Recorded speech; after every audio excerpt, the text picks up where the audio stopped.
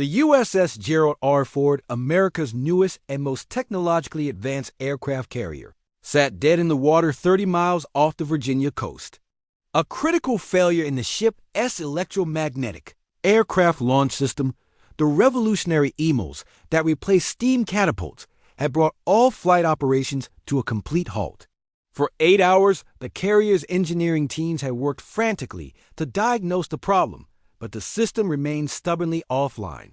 90 aircraft sat useless on deck, and a critical training exercise involving 3 strike groups was now in jeopardy.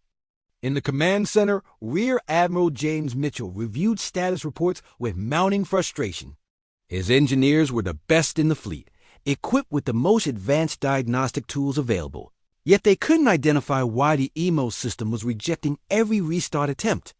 The carrier's air operations officer reported that they'd exhausted standard troubleshooting protocols. If you're wondering where this story goes, hit that like button and comment if you think some problems require old-school expertise over new technology. Admiral, the chief engineer said, wiping sweat from his face, we've run every diagnostic in the manual. The system shows no errors, but it won't initialize. It's like the computer is receiving conflicting commands from somewhere we can't locate. We might need to return to port for shipyard-level repairs. Admiral Mitchell knew what that meant: weeks of downtime, mission failure, and questions from Pentagon brass about the Ford's reliability. The Admiral's aide, a young lieutenant who'd served with him for 3 years, spoke up hesitantly. "Sir, there's someone on base who might help." Master Chief Petty Officer Robert Sullivan, retired. He worked on the EMO's development program at Newport News Shipbuilding for 15 years. He's technically a civilian consultant now, but he knows this system better than anyone alive.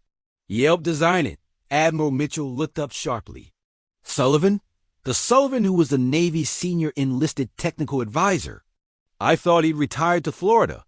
The aide shook his head. Sir, he lives in Norfolk, works part-time as a consultant. I have his contact information if you want me to call him. The Admiral made an immediate decision. Call him. Get him out here on the next COD flight. Tell him it's a fleet emergency. Now, before we continue, if this story has you captivated, please subscribe and turn on notifications. What happens next is extraordinary.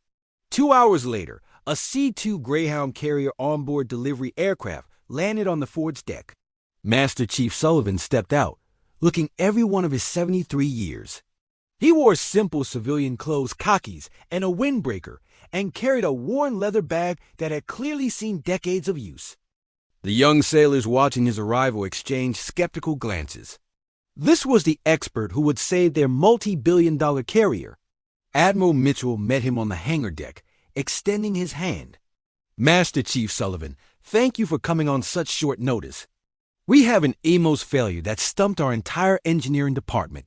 Sullivan shook his hand firmly. Admiral Mitchell, good to see you again.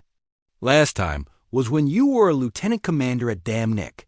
Let's see what's going on with your catapult. They descended into the ship's engineering spaces, where Sullivan was briefed on the 8 hours of failed diagnostics. He listened carefully, asking specific technical questions that revealed deep knowledge of the system's architecture. You've checked the primary control nodes, the power distribution interfaces, the magnetic flux regulators, all standard protocol. But did anyone check the legacy interface module? The chief engineer looked confused. Legacy interface? Sir, the EMALS is a completely new system. There's no legacy equipment. Sullivan smiled slightly. That's what the manuals say, but it's not entirely true. When they designed EMALS, they had to maintain compatibility with the ship's older electrical distribution system, which was designed for steam catapults. There is a conversion module buried deep in the system that translates modern digital commands into analog signals the older power systems can understand. If that module fails or receives incorrect input, it creates exactly the kind of phantom conflict you're describing. He opened his worn leather bag and pulled out engineering diagrams that were in any current manual original design schematics from the development phase. This module isn't in your standard documentation because it was supposed to be transparent to operations. But if it fails, you get exactly the symptoms you're seeing. Let me show you where it is. Sullivan led them through passages that even the ship's engineering crew rarely access, moving with the confidence of someone who de-walked these spaces 1,000 times in his mind while they were still being designed. They reached a junction box deep in the ship's electrical systems, and Sullivan pointed to a specific panel. Behind there, that's your legacy interface module. Open it up. When they opened the panel, they found the module exactly where Sullivan said it would be, and it showed visible signs of overheating. A circuit board had developed microfractures invisible to standard testing, but enough to create signal interference. Sullivan explained, this module processes thousands of commands per second during launch operations. The microfractures create random signal degradation that your diagnostics can't catch, because they retest in the primary systems, not this hidden interface. The chief engineer stared in disbelief. How did you know? We've been trained on this system extensively, and nobody mentioned this component. Sullivan smiled. Because I helped design it 20 years ago. I argued against hiding it so deep in the architecture, but the contractors wanted clean documentation that didn't confuse operators with legacy compatibility issues. I told them this exact failure mode would happen eventually, but they figured it would be after my retirement. Turns out I was right. With the problem identified, the solution was straightforward. They had a spare module in ship stores, and within 90 minutes, Sullivan had supervised its installation and calibration. The EMO system came online smoothly, all indicators green. Admiral Mitchell stood beside Sullivan as they watched the first successful test cycle. Master Chief, you just saved this ship's mission and probably saved my career. How can I thank you? Sullivan closed his worn leather bag. Admiral, I don't need thanks, but I'll tell you what the Navy needs. These ships are getting more complex, more computerized, more dependent on systems that young sailors can't fully understand because the documentation is sanitized for simplicity. You need sailors who understand not just what the systems do, but why they were designed that way. You need institutional knowledge that doesn't retire when old sailors do. The Admiral nodded thoughtfully.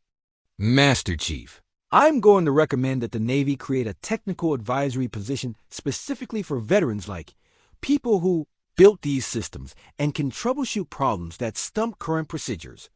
Would you be interested? Sullivan considered. If it means I can help, I'm interested. But only if I can still work part-time? I've got grandkids who need their papa around. As Sullivan prepared to leave the ship, word of his repair had spread throughout the fort. Young sailors lined the passageways, watching the old man who desolved in 2 hours what an entire department could unsolve in 8. One young petty officer approached. Master Chief, how did you know where to look when our diagnostics found nothing? Sullivan stopped and faced him. Son, diagnostics are wonderful tools, but they only test what they're programmed to test. Real troubleshooting requires understanding the entire system, including the parts that are in the manual because someone decided they were unimportant enough to document. It requires knowing not just how something works, but why it was designed that way. That knowledge comes from being there when it was built, from understanding the compromises that were made, from remembering the problems that were predicted but dismissed. You can't learn that from a technical manual. You learn it from decades of experience and from listening to the old sailors who built what you read trying to fix. The Admiral accompanied Sullivan to the COD aircraft for his flight back to shore. Master Chief, the Navy owes you. This ship was dead in the water, and you brought her back to life. Sullivan smiled. Admiral, I've been bringing ships back to life for 50 years. This was just another day at the office. But remember, take care of your old sailors. Listen to them. Learn from them. Because someday all your fancy computers will fail, and you'll need someone who remembers how things actually work underneath all the technology. This story reminds us that the most advanced technology means nothing without people who understand its fundamental design. That institutional knowledge walking out the door with retirees is a crisis waiting to happen.